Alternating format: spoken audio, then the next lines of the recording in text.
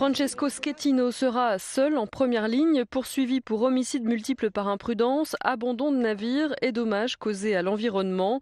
Le naufrage du bateau de croisière le 13 janvier 2012 avait entraîné la mort de 32 personnes. Pas d'embellie pour l'emploi en 2014 selon l'OCDE. Le chômage devrait atteindre un niveau record de 12,3% dans la zone euro à la fin de l'année prochaine.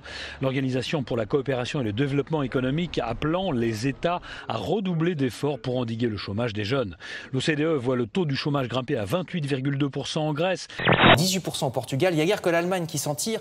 Mais avec des salaires très bas. Ils sont autour de 5%, mais ils ont des salaires très bas. Vous savez, il n'y a pas de SMIC en Allemagne, donc évidemment, ça aide. Alors, cette information est d'autant plus paradoxale, on l'a vu dans le journal, c'est qu'il y a des offres d'emploi qui ne trouvent pas de candidats. Le Parisien confirme que chez les artisans, par exemple, 29% disent qu'ils n'arrivent pas à recruter les employés qu'il leur faudrait. Ça a même augmenté par rapport à l'an dernier, donc ça empire.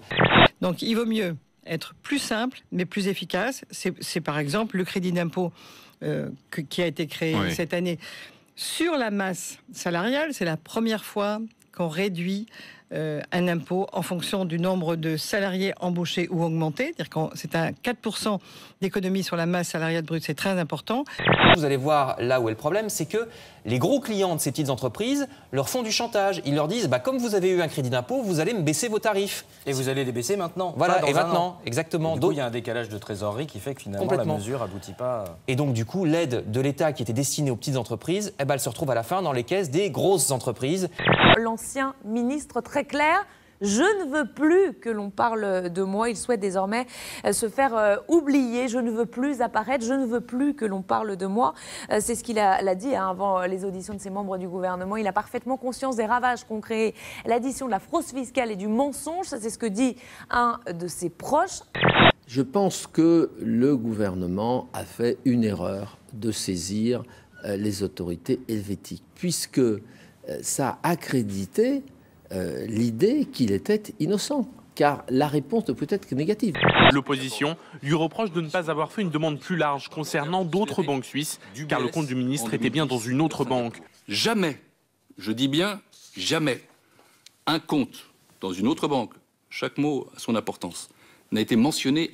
Je vous répète que je n'ai pas eu de conversation, d'échange, ni avec M. Valls, ni avec M. Moscovici, ni avec M. Cahuzac, ni avec personne d'autre. Et je dépose sous serment. Vous n'avez pas à répondre avec le ton agressif. Je réponds sur le ton qui convient à cette mise en cause répétitive, itérative, obstinée, qui revient. Voilà. Qui revient. Voilà. Alors que mon temps ne vous plaise pas, j'en suis profondément désolée. Concernant les plaintes, pas de dysfonctionnement, non monsieur, ça vous déplaît profondément aussi sans doute, mais il n'y a pas eu de dysfonctionnement dans la justice. Ou alors s'il y en a eu, signalez-les-moi. Le 15, puisque vous savez que le maire de Villeneuve-sur-Lot, qui détenait l'enregistrement dans lequel on entend Jérôme Cahuzac parler de son compte en Suisse, a informé le directeur adjoint de cabinet du président le 15 décembre, qui est immédiatement allé voir le secrétaire général de l'Élysée, et tous les deux, ils sont allés voir le président dans son bureau. Et donc, il le sait le 15. Le 18, Eddy Plenel informe l'Élysée qu'ils ont toutes les preuves. Et Eddy Plenel est un ami personnel du président. Ils ont même écrit un bouquin ensemble. On sent bien dans cette affaire qu'il reste des zones d'ombre. On voit bien l'embarras des ministres qui répondent sans répondre. Le sentiment qu'on retient de cette commission, c'est qu'en réalité, le gouvernement n'a pas vraiment cherché à savoir, n'a pas vraiment cherché la vérité. Et excusez-moi, mais en démocratie, ça dérange. Ça voudrait dire que François Hollande n'a pas dit la vérité. Je ne dis pas cela. Je dis que le président, entre le 4 et le 18 décembre, a l'ensemble des informations lui permettant de se rendre compte que des preuves graves selon lesquelles Jérôme Cahuzac détenait un compte en Suisse existent. C'est cette photo du petit Grégory qui apparaissait sur l'une des pages du catalogue du Festival de jazz de Montreux. Le texte proposait aux festivaliers une garderie gratuite pour les enfants de 3 à 10 ans. Cruelle maladresse, aussitôt relayée sur Internet. Les organisateurs ce matin ont retiré la photo et présenté leurs excuses. C'est selon eux une jeune graphiste stagiaire, âgée de 20 ans, qui aurait commis la bourde. Et puis ça ne va pas très bien chez nos voisins non plus.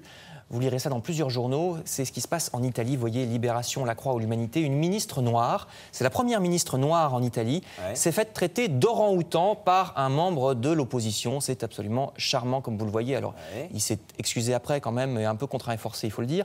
Une charge très violente. Vous allez découvrir, elle est signée Henri Guénaud contre François Fillon, c'est à lire dans Valeurs Actuelles, l'ex-conseiller spécial de Nicolas Sarkozy, qui accuse l'ancien Premier ministre de trahison morale. Ce sont ses mots.